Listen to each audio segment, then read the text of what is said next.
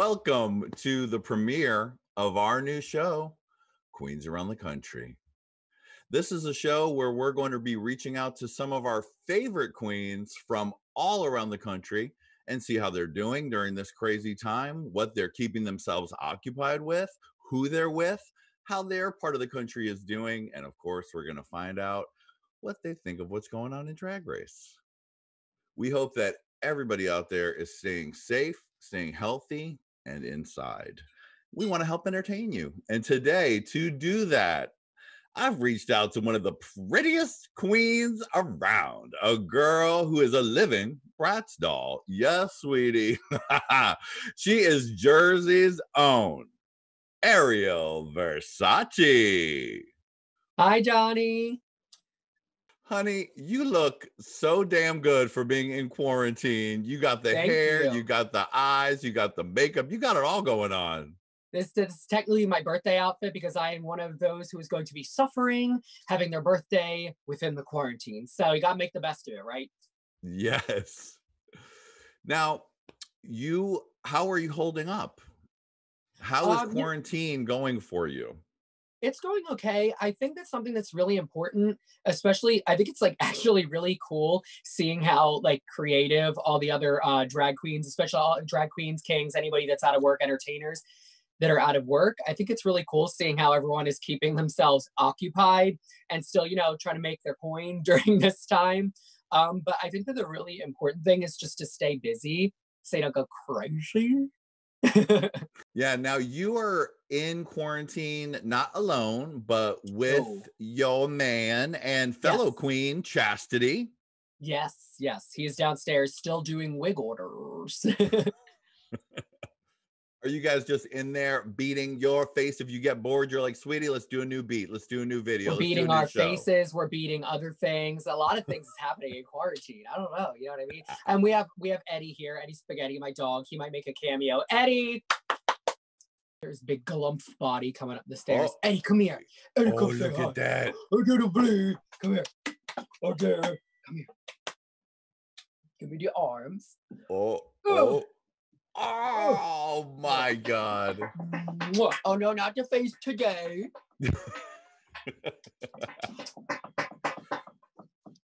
This is Eddie Spaghetti. He is a Puerto Rican prince. Now, having a big poochie like that in the house must really help keep things light during this difficult time. Oh, absolutely. So we actually have two pit bulls. We have Eddie Spaghetti, and then we have Stinky Pete. But Stinky Pete is currently at my parents', so that we all get a little piece of dogs. You've been doing a lot of digital drag shows. Like this is really an explosion right now of digital drag. The queens are leading the way for the entertainment industry because they've had to continue to figure out a way to make money. And since we can't all get together for shows, the queens have been extremely creative, and you've been on the forefront of that. Tell me about that. So I've always, especially because when I do my YouTube videos, I edit all my videos myself. I really enjoy editing. I think it's kind of therapeutic. So I really enjoy editing all my own videos. So I think putting these together and just being like, when I'm here back at home doing my Vixens of Veer show, like I run the whole production side of it. So it's kind of like I'm like getting all fidgety, being like, oh, I'm not doing any shows. So I think this is a really fun outlet to try to create like a whole immersive experience. It kind of feels like I'm like designing a concert. You know what I mean? Like, because we were doing like backdrops and little like interludes and silly things like that. But it's definitely keeping me busy. And I think that the more effort you put into it, people really enjoy it. Like, yeah. Now, what is your favorite thing about being able to do these shows from home? And who of your favorite local queens have you been reaching out to be part of the shows? I think that my favorite thing is that you can film from the waist up. No, so like, I mean, obviously, like, you don't have to like go. Not one single show I've done so far, I've had a pair of heels on. So, also the other thing that's crazy is, well, and then I haven't been wearing nails. Normally, I've had like acrylics on my nails for a while, but you know, they got real gross real fast because you can't get them done. So I had to like bite and crack them off. And then I started trying to replace them. And I was like, no, I'm done. I'm in my house. No need for this. Right. And then definitely a lot of the local girls are as well doing shows. Like a lot of the girls over in Philly are doing shows. There's an entertainer over in Philly named Eric Jaffe, and they are doing a digital brunch every Sunday, which is fun, and a lot of people are tuning into that. Then Vinchell is doing Black Girl Magic Live in Philly. And then there's another queen in Jersey, Hasta La Vista, who just did like a live drag queen like wing bowl. Like they all were like eating wings. So like there's a lot of different things happening. And then ours is basically just a live version of our drag show that we have at our home bar. So of course we've all been watching Drag Race. This is a problematic season, and people have talked about how the girls are kind of losing out on their chance. I feel so bad for them. They're getting have all their gigs. They're getting the shit end of the stick in like every aspect. What are your thoughts on? Let's start at the beginning. What do you think of the Sherry Pie scandal? And did you know Sherry Pie? I had only met Sherry a couple times prior to like seeing her on Drag Race. And actually the first experience that I ever had with Sherry was we were at a bar in Wilkes Bar in Pennsylvania.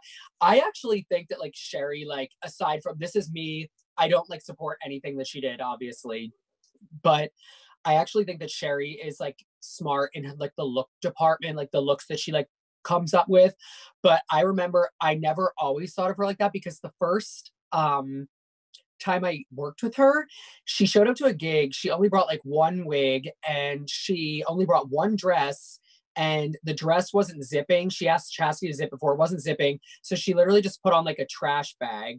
I'm not even fucking kidding you. And I was like, I don't give a fuck. This gig sucks. And I was like, meanwhile, I brought like 3 wigs and 5 costumes. And I was like, yeah, totally. Like, just as I thought. Trash. No, but I mean, I do think it's actually crazy because like, I feel like she's turning out like the strongest looks. It's like, oh, fuck you, bitch. Like, I don't want to think you're doing good. Like, ugh, you know? Yeah. Do you think that because they're cutting out all of Sherry Pie's parts, that we're losing some insight into the other queens? Because any conversations or interaction people had with Sherry seems like it's getting the cut. And maybe that's why we're seeming like we know the queens a little less. Do you think so? I mean, I feel like it's like this whole Sherry Pie, I think it's like very divided, because I mean, I've learned my lesson from past things, not to speak on things like this too in depth too much. But I think that no matter what, nobody's gonna win. Like nobody wins in either way, because if they do air her a lot, people are gonna be pissed.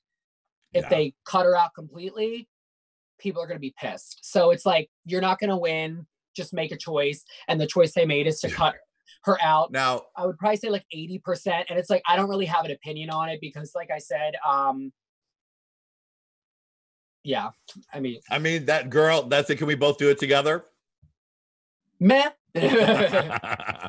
Now we were talking before the camera started rolling about whether you thought this was a tougher season for the girls, and because in that first episode they did what, 10, 12 looks? No, the first episode, I think that in total, I remember I did have a viewing party at Vera for the first episode we had, well, and the second one for both of them. But I remember I was sitting there, I was like, God damn, they had to have 5 looks the very first episode. Like, that's how many I wore on the whole show. No, right. No. Season 1, that's how many they wore in the whole season. Right. No, yeah, I was like, because they had their entrance look, right? Then they had the 3 looks for, can I count? They had the entrance look, the 3 looks for the that challenge. Then they had their runways. That's 5. Yeah, that's 5 right there. Who do you think is killing it right now on the season? I think killing it right now, I definitely think Jada and Gigi are doing very well. I will say that, and oh my God, people are going to piss all over me for saying this, but I do think a lot of the looks that they're going to, you did the same thing, bitch. I do think a lot of the looks that Gigi are doing are starting to get pretty similar consistently. It's always like, leotardy-ish fit skirt. But she looks great. Mm-hmm. She's beautiful. She's skinny. She's no, actually, I was gonna say, did you stone those tights? I don't think she's a rhinestone girl. No. Credit Kimora Black. No.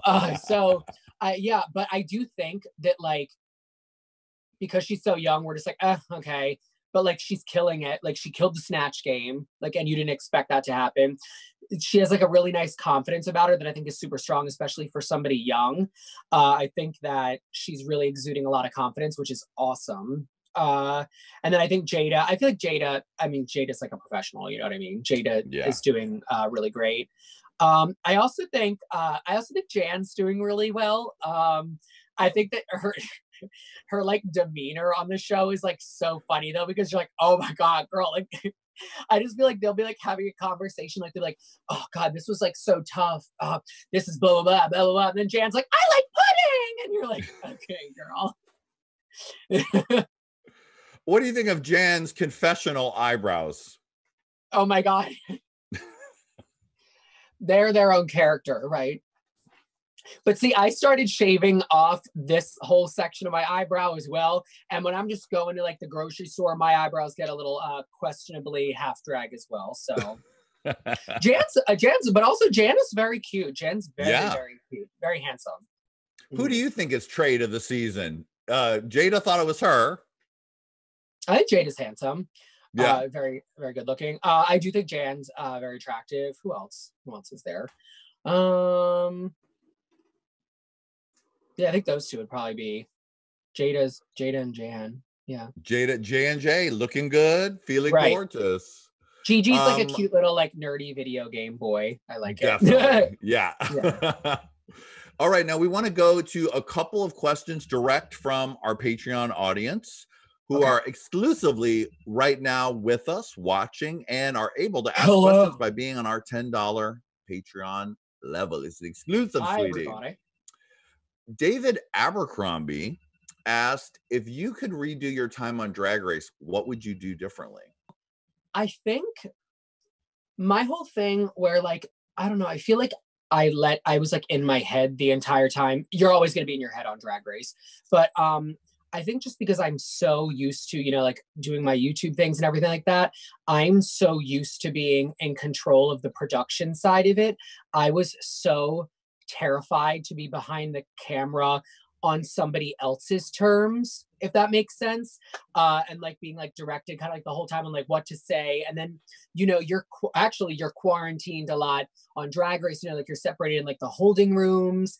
And like, I was just very, like, I was like, all right, let's get the ball rolling. Like, I'm freaking out. I think just to be calm, bitch. I think I need to calm down. You need to calm down. My kids are listening to Kids Stuff. You need to calm down. Yeah, I think I just needed to calm down. I was very in my head. But I think it seems like that's the danger. Aside from that, which is the obvious answer, just to get out of your head a little bit, I think just to honestly just to freaking taken out a loan so I could have bought whatever I wanted. I tried not to like do too much spending of money that I didn't have prior to the show, which I mean, I don't advise, I'm not saying like, oh, you have to have like all this money to do drag, but I think like, you know, hopping on Drag Race, I should have just fucking taken out a loan. I don't know. Cause I kind of just tried to like work with what I had and like what local designers I had. Like I said, right before I got on Drag Race, we were like moving into our house, adjusting to new like jobs. So I was just like, DragCon was the week before. So I was like, oh, let me not spend too much money. Big mistake. Huge. Yeah. Okay. Jason asked, if you could duet with anyone living or dead, who would it be? And what song would you do? You know, I love me some Ariana Grande, but right now I would like, if it was going to be a living person, right now I'm so vibing with Dua Lipa's new album. So maybe if me and like Dua could link up and did you listen to her new album, Future Style? Yeah. It's so good. I love it. Yeah. I love like, that's like, this is like one of those albums in a really long time where like, that I feel personally like where you can just put it on and just play through all the songs, like not skip anything. I think the last album that I felt like that was Lady Gaga's, which one had like Electric Chapel in it? Whichever one that was. one of Gaga's like middle ground albums. Oh yeah, I loved that. Was that Born This Way? The Born This Way album. I feel like you could put that one on and just really listen to everything. They all had like a mood, #mood. But I feel like this is like the same, and it's easy because it's like the whole album. I think altogether it's like 37 minutes. So you put it on, and the album ends, and you're like, "Fuck, I need to finish my makeup." #mood. That's good quarantine listening suggestion. Yes, actually, the show that we're having. Last but not least, we want. So let's see. Mark Holding asked if you could explain. There were rumors of a drunken appearance that you had right after season 11, and if you wanted to address whether that was true, and if so, what was the deal? I mean, which one? No, I'm just kidding. Right? Like, which one? Like, you guys are getting free drinks everywhere you go. I honestly will say I do try to remain as professional as possible when you go to different places, because you always want to be rebooked, especially they're always like killing it with kindness, just like paying you that amount of money to come to the club. They're flying you out. So you always want to be as professional as possible, nice at all times. I think that the story they're referring to was it was the very first gig I was booked at as a Rue girl, and it was in Palm Springs, and I was told it was at this like resort, and it was like this like gay porn party. Like, so I just thought, I was like, oh, like all these guys that do like porn, it's like you're gonna be like not an award show, but I thought like, oh, they're just gonna be doing this thing for like a hangout. And this was my previous manager, who I no longer speak to. But we get there. Let me tell you, it's not a resort. It was not a resort. It was kind of weird. It was a sexual retreat. It was a little Sketcherina Sparks. So they sent me the flyer. This was before any of this drunken story happened. The first day that I got there, they sent me the flyer, and it literally, now I feel like obviously you have like kids on like your Instagram. Like I feel like I have like a little bit of like a younger audience, and they wanted me to post this flyer, and it was like live circle jerks and blow jobs on the lawn. And I was like, oh, I am not posting this flyer. So I think that like right off the bat, they were like not featuring me. And I was like, yay, good first gig. So I went out the first night with my friend Joelle and with Bo Banks, and like we like drank, like obviously, and who's not gonna go out and drink, like celebrating, like you're like, oh, I'm in Palm Springs, like we're whatever, I'm booked here at the weekend for a pool party. I'm like, I'm not doing a freaking opera. Ariel Versace exposed. Right. Now, mind you, like, yeah, I did, like I said, I did go out and drink the night before, but I mean, I am a 27-year-old person. I can go out and have a cocktail. You can do it. Go out and have a cocktail. I'm not a child. I can go out and have a like. That's right. With my friends if I want to. You know what I mean? Could I? The only thing that I will say was like, could I have shown up to that pool party like specifically on time and not a half an hour late? Yeah, I could have. And I do like apologize that I showed up like even a half an hour late. But here's the thing: I remember painting, and I'm like looking through like the little blinds, like, is anyone there yet? And like there was like no one at the pool yet from when I was supposed to even be there. So I was like, who the hell cares if I'm out there right now? What am I gonna like stand out there, do like a little jig, like anyone coming? Like no one was there yet. So at the point when I did show up and go outside, that's when like people started showing up. So I was like, oh, okay, whatever, it all worked out. Apparently it didn't. I got it. Well, Mark Holding, you got the full tea from Ariel Versace on that. Hold on. Oh, yep. And sip and cheers. Oh, wait, Tika, should we do it at the same time? 1, 2, 3. Oh, that's tea. Scalding. Ariel, your birthday bash is going to be on April 22nd on Stage It for the Digital Drag Fest. Yes, and it's gonna be my second Stage It one, because the first one was like really, really fun. And then I was like, oh, I would totally. They were like, oh, do you want to do another one? I was like, yeah, it was. I had a lot of fun. It just kind of felt like I was getting to hang out with everyone, which I think is super important, because not only are you in this like crazy time still getting to like interact with your fans, it's like super chill. It's kind of, you could do whatever you want. It's just kind of like everyone's hanging out, and it was really enjoyable. I had a really fun time, so I'm like psyched to do a second one. All right, well, happy birthday in advance, sweetie. Thank you. Before we go, John Goldsmith from the Patreon $10 level exclusive wants to know what the inspiration for this outfit was.